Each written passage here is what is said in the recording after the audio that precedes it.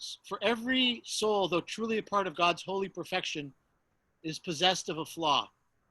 This flaw is not unlike the flaw in an opal, which creates its special fire, its charm and attraction.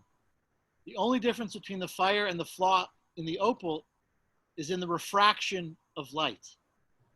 Likewise, the soul's flaw can be a vice or in a different light, a virtue. The soul's main task is to work on and with that flaw. And Rav Zalman here, of course, is also attentive again to the sfirot, which are emanations of God's light or breath or personality traits, but is also the matrix for the human soul.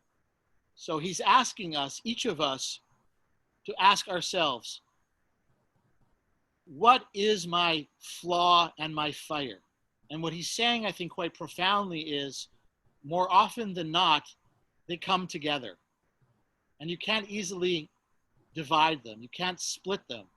And the question is, how do you refract the different facets of yourself? Because if refracted in one light, it can be damaging. If refracted in another light, it can be liberating. And to me, it's a very important teaching on tshuva. And it's a nuanced teaching on tshuva. It's not simply beating our breasts and saying, I did this wrong, and I did this wrong, and I did this wrong, but it's asking a question in a more holistic way.